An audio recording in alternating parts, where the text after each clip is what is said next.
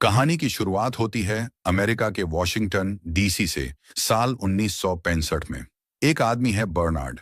उसे बताया जाता है कि लोग उसे सबक बनाना चाहते हैं, इसलिए उसे बहुत सावधान रहना होगा। वो किसी बड़ी सरकारी कमेटी के सामने गवाही देने वाला होता है। अब कहानी फ्लैशबैक में चली जाती है साल 1939 में, टेक्सास शहर में। छोटा बर्नार्ड उस वक्त एक बैंक के बाहर जूते पॉलिश करता था। इसी दौरान वो बैंक के अमीर ग्राहकों की बातें ध्यान से सुनता था, खासकर जब वो पैसे और प्रॉपर्टी में निवेश की बातें करते थे। फिर जो कुछ भी सुनता, वो सब अपनी नोटबुक में लिख लेता। एक दिन वो बैंक की खिड़की के पास जाकर अंदर मीटिंग की बातें सुनने लगता है, लेकिन तभी एक पुलिस वाला उसे पकड़ लेता है। बर्नार्ड भाग जाता है, लेकिन पुलिस वाला धमकी देता है कि उसके पिता को सब पता चलेगा। रात में उसके पापा उसे डांटते हैं और समझाते हैं, गोरों की बातें सुनना तेरे लिए खतरा है। कई अश्वेत लोगों को इससे भी छोटी बात पर मार दिया गया है। लेकिन जब वो नोटबुक देखते हैं तो मानते हैं कि बर्नार्ड बहुत होशियार है। फिर भी वो कहते हैं, गोरे लोग तुझे कभी अमीर नहीं बनने देंगे। मगर बर्नार्ड ठान चुका होता है। वो कहता है, मैं एक दिन जरूर अमीर बनूंगा। अब सीन शिफ्ट होता है साल 1954, लॉस एंजलिस शहर में। अब बर्नार्ड बड़ा हो चुका है। उसकी शादी यूनिस नाम की लड़की से हो चुकी है और उनका एक बेटा भी है। एक दिन जब वो यूनिस के परिवार से मिलने जाता है तो उसके अंकल बताते हैं कि एक एयरक्राफ्ट कंपनी अब अश्वेत लोगों को नौकरी दे रही है। लेकिन बर्नार्ड ये ऑफर ठुकरा देता है। उसका सपना कुछ और है। वो रियल एस्टेट में पैसे लगाना चाहता है ताकि प्रॉपर्टी खरीद कर किराए से कमाई कर सके। फिलहाल बर्नार्ड और उसकी फैमिली यूनिस के अंकल के छोटे से शेड में रह रही होती है, जो उन्हीं का होता है। ये देखकर अंकल को गुस्सा आ जाता है और वो बर्नार्ड पर ताना मारता है कि वो कोई काम नहीं करना चाहता। रात के खाने के बाद यूनिस अपने अंकल को समझाती है कि बर्नार्ड कोई आम इंसान नहीं है, वो एक जीनियस है और बहुत जल्द सब ठीक हो जाएगा। फिर वो अपने पति के पास शेड में जाती है, जहां बर्नार्ड उसे वादा करता है कि वो जल्दी ही उन्हें यहां से बाहर निकाल ले जाएगा। अगले दिन बर्नार्ड यूनिस के कजिन टोनी को अपने काम पर ले जाता है। रास्ते में टोनी का दोस्त मैट बर्नार्ड की कार देखकर हैरान हो जाता है और समझता है कि बर्नार्ड बहुत अमीर है। टोनी मुस्कुराकर कहता है, बर्नार्ड की तो अपनी बिल्डिंग्स हैं। इसके बाद बर्नार्ड कुछ बिल्डिंग्स देखने जाता है। वो एक गोरे लोगों वाले इलाके में जाता है, वहां की हालत और कीमतों का पूरा जायजा लेता है। फिर घर लौटकर यूनिस को बताता है कि उसे एक परफेक्ट बिल्डिंग मिल गई है, लेकिन अगर वो ये खरीद लेता है तो उसे रिनोवेशन के लिए पैसे नहीं बचेंगे। अब उन्हें एक को इन्वेस्टर की जरूरत होती है। यूनिस बर्नार्ड को एक ऐसे इंसान से मिलवाने का फैसला करती है जिसके लिए वो शादी से पहले काम करती थी। उसका नाम था जो एक बहुत ही बेफिक्री से जीने वाला इंसान था। वो हर बात को मजाक में लेता था। ये देखकर बर्नार्ड उसे सीरियसली नहीं ले पाता और उसके साथ बिजनेस करने से मना कर देता है। दोनों पति पत्नी बिना आइडिया बताए वहां से निकल जाते हैं। लेकिन जाते समय वो देखते हैं कि एक गवर्नर खुद जो से मिलने आया है, यानी जो के बड़े बड़े कनेक्शन हैं। मगर ये सब देखकर भी बर्नार्ड का मन नहीं बदलता। कुछ वक्त बाद बर्नार्ड उस शख्स से मिलता है जिसके घर को वो खरीदना चाहता है। उसका नाम है पैट्रिक। बर्नार्ड उस घर के मालिक पैट्रिक से कहता है कि अगर वो ये प्रॉपर्टी खरीद ले तो उसे मरम्मत के लिए $10,000 का लोन दे दे। लेकिन पैट्रिक साफ मना कर देता है और कुछ कैलकुलेशंस के जरिए समझाता है कि ऐसा क्यों नहीं कर सकता। पर बर्नार्ड तुरंत उसकी गणना की गलतियां पकड़ लेता है और सही कर देता है। ये देखकर पैट्रिक थोड़ा इम्प्रेस तो होता है, लेकिन फिर भी वो लोन देने के लिए तैयार नहीं होता। जैसे ही बर्नार्ड वहां से निकलने वाला होता है, उसकी नजर एक कैलेंडर पर पड़ती है जिस पर लिखा होता है read mid city bank. Bernard सीधा उस बैंक पहुंच जाता है और रीड से मिलने की बात करता है, लेकिन बैंक की सेक्रेटरी कहती है कि रीड बिजी हैं, जबकि बर्नार्ड साफ देख रहा होता है कि वो अंदर मौजूद है। बर्नार्ड समझ जाता है कि उसे उसकी स्किन कलर की वजह से अंदर मिलने नहीं दिया जा रहा है। वो हार नहीं मानता और बैंक के बाहर खड़ा हो जाता है। कुछ समय बाद जैसे ही रीड बाहर आता है, बर्नार्ड झट से उसके पास जाता है और उसे एक शानदार बिजनेस आइडिया सुनाता है जो रीड और पैट्रिक दोनों के फायदेमंद हो सकता है। उसी रात बर्नार्ड घर लौटकर यूनिस को बताता है कि लोन नहीं मिला। तभी उसका फोन बजता है। कॉल पैट्रिक का होता है। पैट्रिक पूछता है कि क्या रीड से बात करते वक्त उसने उसका नाम लिया। बर्नार्ड मानता है और कहता है कि जो उसने किया वो आम बिजनेस रूल्स के खिलाफ था। ये सुनकर पैट्रिक मुस्कुरा देता है। वो कहता है कि उसे ऐसे लोग पसंद हैं जो नियमों से हटकर सोचते हैं, क्योंकि वो खुद भी ऐसा ही करता है। फिर पैट्रिक खुशखबरी देता है, बर्नार्ड अगले दिन बैंक जाकर लोन ले सकता है और वो खुद उसका गारंटर बनेगा। इसके बाद यूनिस और बर्नार्ड एक क्लब में जाकर अपनी खुशी सेलिब्रेट करते हैं। वहीं जो भी उन्हें मिल जाता है और हमेशा की तरह बर्नार्ड को छेड़ता है। बर्नार्ड को जो पहले ही पसंद नहीं था, अब और भी कम पसंद आता है। अगले दिन बर्नार्ड और टोनी प्रॉपर्टी की मरम्मत में जुट जाते हैं। तभी एक किराएदार, एक बूढ़ी औरत, उन्हें देखकर चौंक जाती है। वो कहती है, तुम लोग यहाँ क्या कर रहे हो? क्योंकि ये एक गोरे लोगों वाला इलाका था। बर्नार्ड शांत होकर बताता है, मैं इस बिल्डिंग का नया मालिक हूँ। लेकिन वो महिला यकीन नहीं करती। उसी वक्त टोनी का दोस्त मैट भी मदद के लिए वहां पहुंचता है। बर्नार्ड उससे पूछता है, क्या तुम्हें किसी अश्वेत आदमी के लिए काम करने में कोई दिक्कत तो नहीं? मैट मुस्कुराकर जवाब देता है, मुझे तो बस एक ही रंग से फर्क पड़ता है, पैसा वाला हरा रंग। इसके बाद बर्नार्ड, टोनी और मैट तीनों मिलकर पूरे दिन मेहनत से बिल्डिंग की मरम्मत करते हैं। कुछ देर बाद दो पुलिस वाले वहां आ जाते हैं। वो बताते हैं कि उसी बूढ़ी औरत ने शिकायत की है, काले लोग यहाँ काम कर रहे हैं। बर्नार्ड फौरन कागज दिखाता है जो ये साबित करता है कि वो इस बिल्डिंग का मालिक है। पुलिस वाले कुछ नहीं बोलते और वहां से चले जाते हैं। मरम्मत खत्म होने के बाद बर्नार्ड और उसका परिवार खुद उसी बिल्डिंग के एक अपार्टमेंट में रहने आ जाता है। जब वो बूढ़ी औरत उसे वहां देखती है तो अगली ही सुबह अपना सामान पैक कर चली जाती है, क्योंकि वो एक अश्वेत परिवार के पास रहना नहीं चाहती थी। धीरे धीरे बर्नार्ड की बिल्डिंग की खाली फ्लैट्स में और अश्वेत लोग आकर रहने लगते हैं। कुछ ही दिनों में सारी बिल्डिंग फुल हो जाती है। ये देखकर पैट्रिक बहुत इंप्रेस होता है।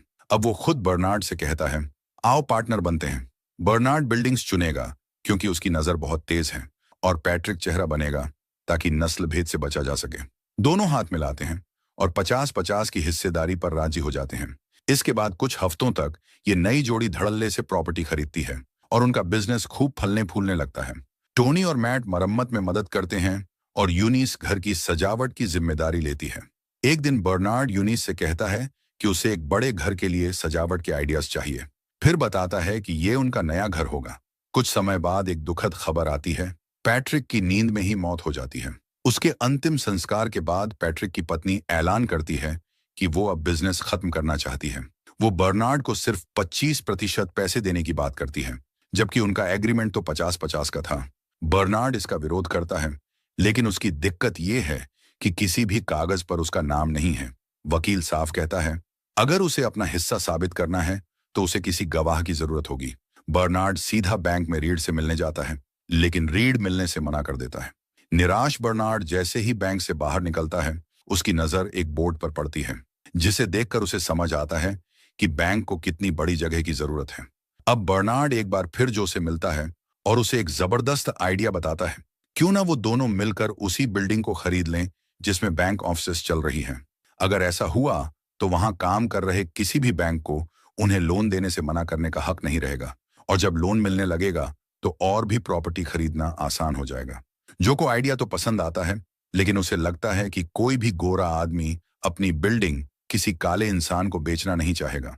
इसलिए वो सोचते हैं कि एक गोरे चेहरे की जरूरत है, यानी ऐसा इंसान जो बाहर से बिजनेस का चेहरा हो। तब वो दोनों मैट को इस काम के लिए बुलाते हैं, लेकिन मैट थोड़ा घबरा जाता है। उसे इस फील्ड का कुछ नहीं पता होता। बर्नार्ड और जो उसे समझाते हैं कि वो उसका पूरा गाइड करेंगे, लेकिन फिर भी मैट उलझन में वहां से चला जाता है। बाद में मैट एक डिनर में बैठा होता है और अब भी असमंजस में होता है। तभी वेट्रेस सूजी उससे पूछती है, तुम ठीक हो? मैट उसे बताता है कि वो रियल एस्टेट का एक नया जॉब करने के बारे में सोच रहा है। ये सुनकर सूजी बहुत इंप्रेस होती है और मैट को पहली बार लगता है कि वो कुछ बड़ा कर सकता है। वो फौरन वापस बर्नार्ड और जो के पास दौड़ता है और इस बार पूरी हिम्मत से कहता है, मैं तैयार हूं। मैट की ट्रेनिंग शुरू होती है। सबसे पहले उसे अमीर लोगों से बात करना सिखाया जाता है। इसके लिए जो उन्हें सुबह 6 बजे गोल्फ खेलने ले जाता है, क्योंकि वहां अमीर लोग मिलते हैं और डील्स वहीं बनती हैं। कुछ समय बाद जो का बैंकर दोस्त डोनाल्ड भी उनके साथ जुड़ता है, जो उन्हें $2 मिलियन देने को तैयार होता है। बर्नार्ड उसे भरोसा दिलाता है कि वो ये बिल्डिंग इससे भी कम में खरीद लेंगे। अब बर्नार्ड जो को सारे जरूरी कैलकुलेशन सिखाता है, वहीं मैट को मैथ्स में थोड़ी मुश्किल होती है, लेकिन हार नहीं मानता। अगले कुछ हफ्तों में मैट कड़ी मेहनत करता है, चाहे वो गोल्फ हो या मैथ्स।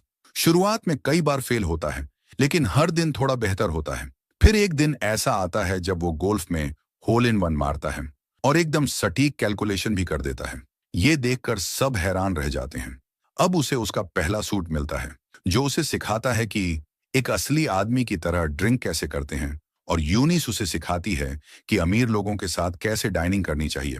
और जब एक दिन मैट गोल्फ खेलते हुए दिमाग में ही कैलकुलेशन कर लेता है, तब बर्नार्ड और जो को यकीन हो जाता है, अब ये लड़का तैयार है। अब अगला कदम होता है असली प्लान को अंजाम देना। जिस बिल्डिंग में बैंक चलते हैं, उसका मालिक है चार्ल्स। वो अक्सर एक बहुत ही हाई क्लास गोल्फ क्लब में खेलने जाता है, जो कुछ सेटिंग करता है और मैट को उस क्लब में एक मेहमान के तौर पर एंट्री दिलवा देता है। मैट को अमीर दिखाने के लिए जो खुद उसके ड्राइवर का रोल निभाता है। मैट अपने शानदार गोल्फ स्किल्स से वहां सबको इंप्रेस करता है और आखिरकार चार्ल्स से मीटिंग फिक्स हो जाती है। अब बर्नार्ड और जो मैट की पूरी हफ्ते भर की ट्रेनिंग करते हैं ताकि वो हर सवाल का जवाब दे सके। मैट सारे कैलकुलेशंस जुबानी याद कर लेता है और मीटिंग में ऐसे दिखाता है जैसे वो सब वहीं बैठकर सोच रहा हो। अंत में चार्ल्स मान जाता है और बिल्डिंग को $15,60,000 में बेचने के लिए तैयार हो जाता है। ये उनके लिए बड़ी जीत होती है। पूरी टीम जश्न मनाती है। अब वो उस ऑफिस को फिर से सजाते हैं और बैंकर्स के साथ उनका रिश्ता और भी मजबूत हो जाता है।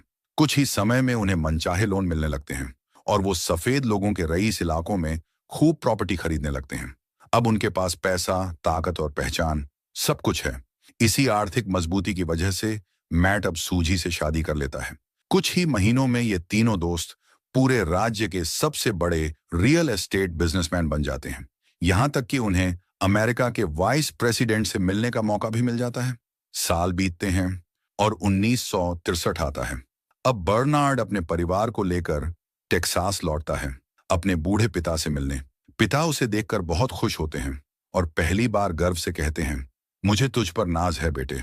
अगले दिन वो बर्नार्ड के साथ टहलने जाते हैं और बताते हैं कि वहां के फव्वारे अब भी अलग अलग हैं, गोरे और काले लोगों के लिए। बर्नार्ड उसी पुराने कोने पर रुकता है जहां वो बचपन में जूते पॉलिश करता था। वो वहीं खड़े एक नए मोची से कहता है, जूते पॉलिश करोगे? लेकिन वो मना कर देता क्योंकि वो भी एक अश्वेत आदमी है। बर्नार्ड वहीं खड़ा रहता है और उस बैंक को घूरता है जहां से उसकी सारी सीख शुरू हुई थी। उसे एक नया आइडिया आता है।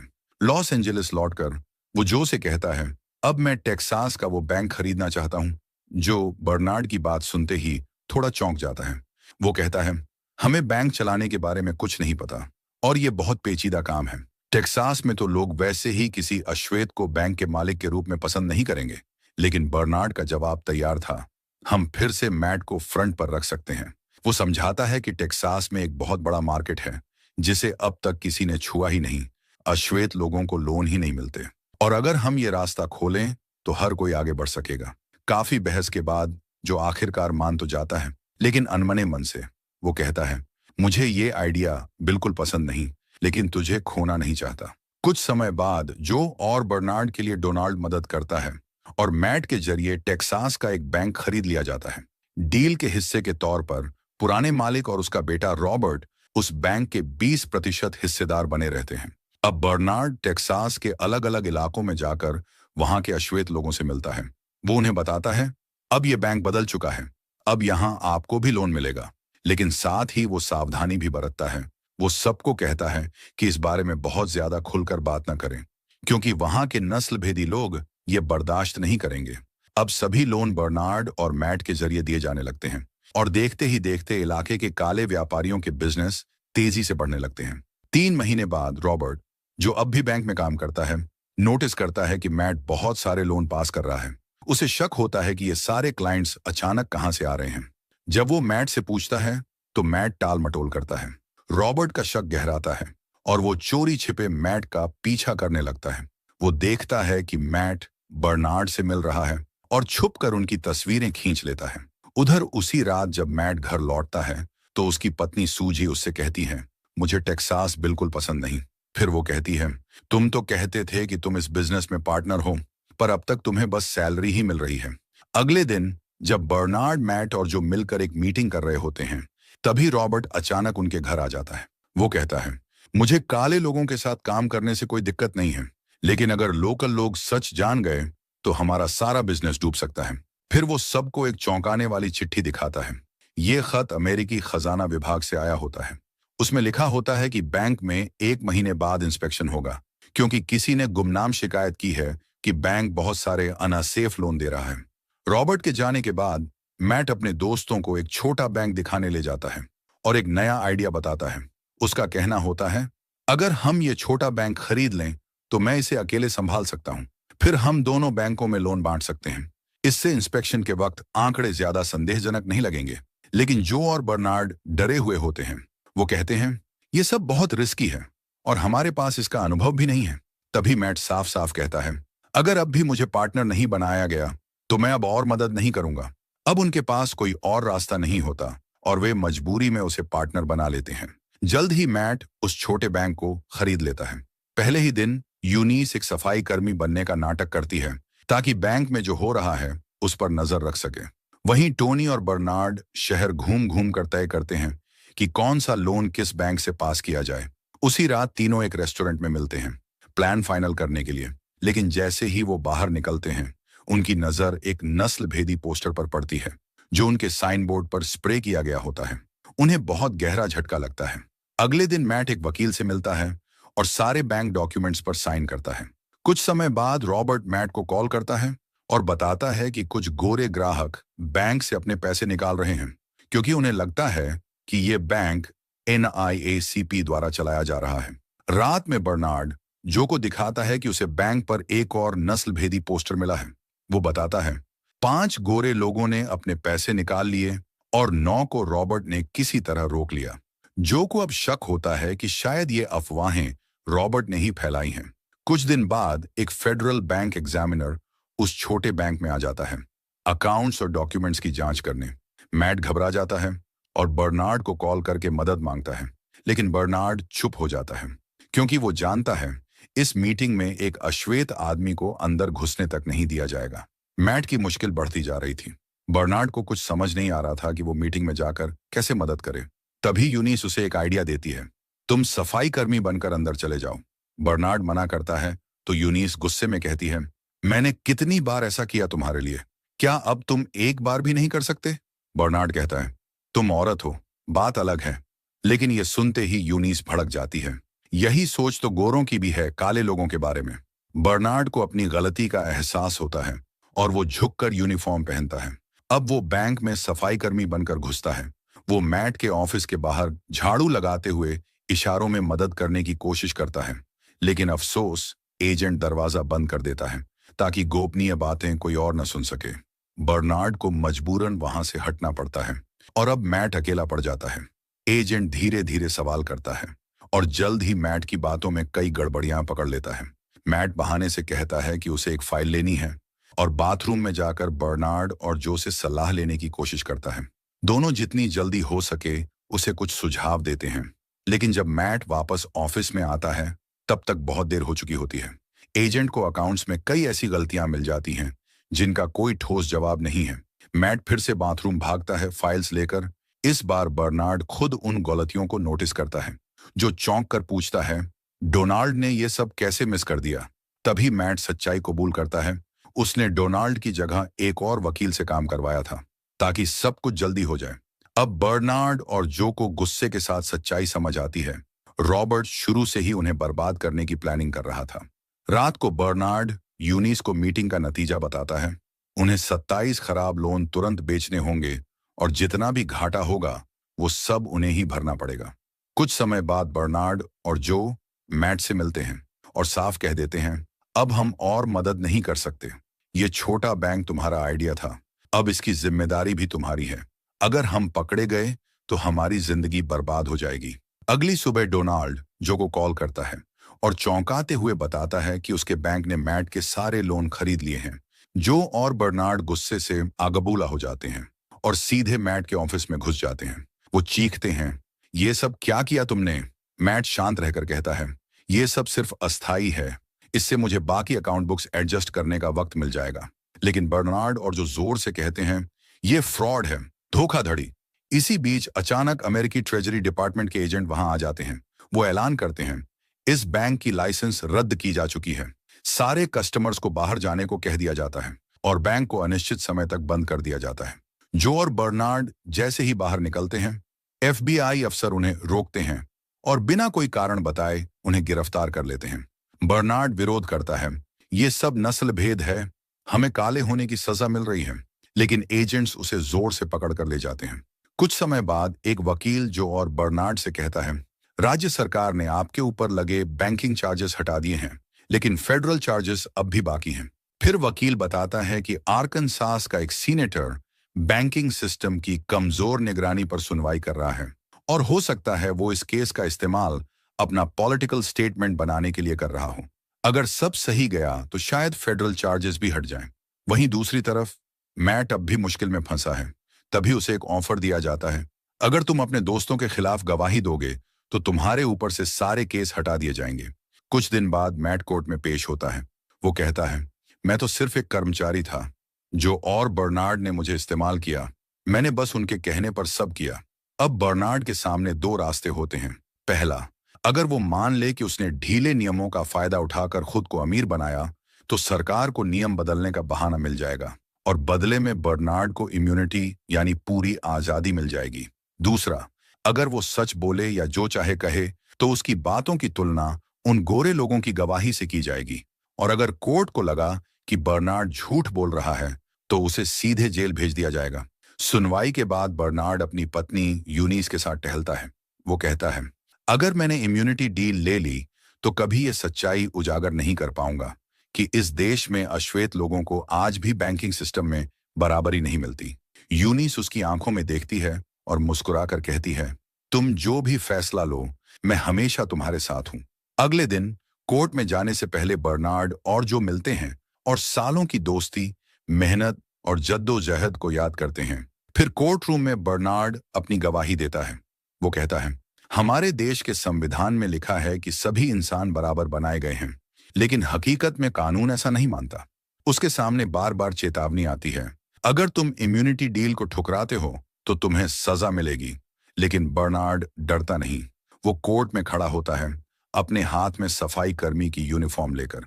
फिर वो बोलता है, अगर किसी इंसान को लोन नहीं मिलेगा तो वो बिजनेस कैसे शुरू करेगा, घर कैसे खरीदेगा? तो फिर अमेरिकन ड्रीम सिर्फ कुछ लोगों के लिए ही है। अंत में फैसला आता है। सरकार बर्नार्ड और जो की पूरी संपत्ति जब्त कर लेती है। उन्हें 3 साल की फेडरल जेल की सजा मिलती है। उनकी सारी बिल्डिंग्स भी छीन ली जाती हैं। बस एक घर बचता है जो यूनिस के नाम पर था। रॉबर्ट बैंक को फिर से खरीद लेता है और वो भी बेहद सस्ते दाम में। कुछ साल बाद जब जो और बर्नार्ड जेल से बाहर आते हैं तो दोनों जोर जोर से हंस रहे होते हैं। यूनिस हैरान हो जाती है, तुम लोग जेल से छूटकर हंस क्यों रहे हो? तभी दोनों एक राज खोलते हैं। गवाही से पहले मैट हमसे मिला था। उसने कहा कि अगर वो कुछ नहीं कहता तो उसे 50 साल की जेल हो जाएगी।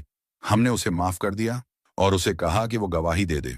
लेकिन बदले में मैट ने बहामास में 2 घर खरीदकर उनके नाम कर दिए थे, इससे पहले कि सरकार वो पैसा भी जब्त कर पाती। और फिर बर्नार्ड और जो की उसी बहादुर गवाही के चलते साल 1968 में अमेरिकी कांग्रेस पास करती है द फेयर हाउसिंग एक्ट। अब किसी को उसके रंग, धर्म या लिंग के आधार पर घर बेचने या किराए पर देने से मना नहीं किया जा सकता। बर्नार्ड गैरेट और जो मॉरिस ने जो लड़ाई लड़ी, उसने अमेरिका में हजारों काले परिवारों को अपने सपनों का घर पाने का अधिकार दिलाया।